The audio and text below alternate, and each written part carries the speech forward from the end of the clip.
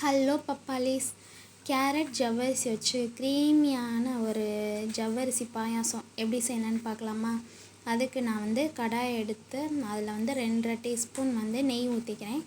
நெய் ஊற்றிட்டு அப்புறம் நான் நட்ஸ்லாம் கட் பண்ணி வச்சுருக்கேன். இந்த முந்திரி, பாதாம், முந்திரி, அப்புறம் கொஞ்சமாக கிஸ்மிஸ் பழம், அப்புறம் ஏலக்காய். 2 ஏலக்காய் நான் என்கிட்ட பொடி இல்லை, அதனால் ஏலக்காயும் அதிலே போட்டு நான் வறுத்துக்கிறேன். நல்லா சிகப்பாக பொன்னிறமாக வறுத்துட்டு அதை எடுத்து நம்ம தனியாக வச்சுக்கலாம். ஜவ்வரிசி பாயாசம் க்ரீமியாக இருக்கும், நல்ல டேஸ்ட்டாக இருக்கும். நீங்களும் செஞ்சு பாருங்கள் எப்படின்னு. இப்போது நான் அதை எடுத்து வச்சுட்டு 2 கேரட்டை நான் துருவி வச்சுருக்கேன். 2 கேரட் துருவி அதை நம்ம வதக்கிடலாம். நல்லா நெய்யில் பச்சை வாசனை போகிற வரையும் நல்லா வதக்கலாம். வதக்குனதுக்கப்புறம் நான் காய்ச்சி ஆற வச்ச 1 டம்ளர் பால், காய்ச்சி ஆற வச்ச பால் ஊற்றினாலே நல்லா கொதிக்குது. கொதித்ததுக்கப்புறம் நான் ஒரு 50 கிராம் ஜவ்வரிசியை ஊற வச்சுருக்கேன். இப்போ அந்த ஜவ்வரிசியை அதில் நம்ம போட்டு நல்லா ஜவ்வரிசி வேகணும். இந்த டைமில் நமக்கு தண்ணி வேணும்னா நீங்கள் தண்ணி ஊற்றிக்கலாம். கேரட்டோடைய கலரே பார்க்குறதுக்கு நல்லா அழகாக இருக்குல்ல அந்த கலர். இப்போ நம்ம தண்ணி அதில் ஊற்றிக்கலாம். நான் பசங்களுக்கு இது பிடிக்கும் அப்படின்ட்டு பசங்களை நினச்சிட்டே நான் சமைக்கிறது.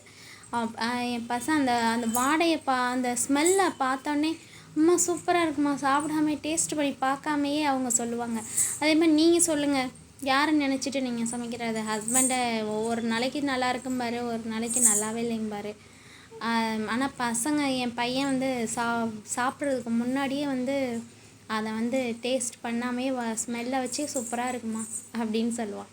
இப்போ நான் ஜவ்வரிசி நல்லா வெந்துருச்சு.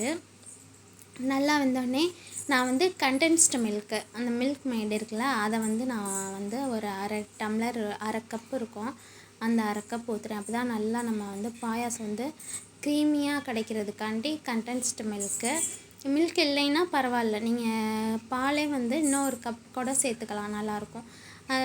மில்க் நான் அரை தான் சேர்த்தேன். இப்போ ஒரு 3 ஸ்பூன் இருக்கும், 3 ஸ்பூன் சர்க்கரை போட்டு நல்லா க்ரீமியாக வர்ற அளவுக்கு கொஞ்சம் நேரம் சிம்மிலே வச்சு நான் கொதிக்க வரேன். நல்லா கேரட்டு, ஜவ்வரிசி எல்லாமே நல்லா வெந்து நல்லா ஒரு க்ரீம் மாதிரி அப்படியே சூப்பராக இருக்குது. இப்போ நம்ம வறுத்து வச்சுருக்க அந்த நட்ஸ் எல்லாத்தையுமே அதில் போட்டுடலாம்.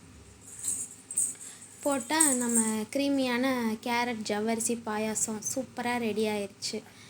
நீங்களும் இதை மாதிரி செஞ்சு பார்த்துட்டு எப்படி இருக்குன்னு சொல்லுங்கள். வீடியோ பிடிச்சிருந்தால் லைக் பண்ணுங்கள், ஷேர் பண்ணுங்கள், சப்ஸ்கிரைப் பண்ணுங்கள். தேங்க்யூ.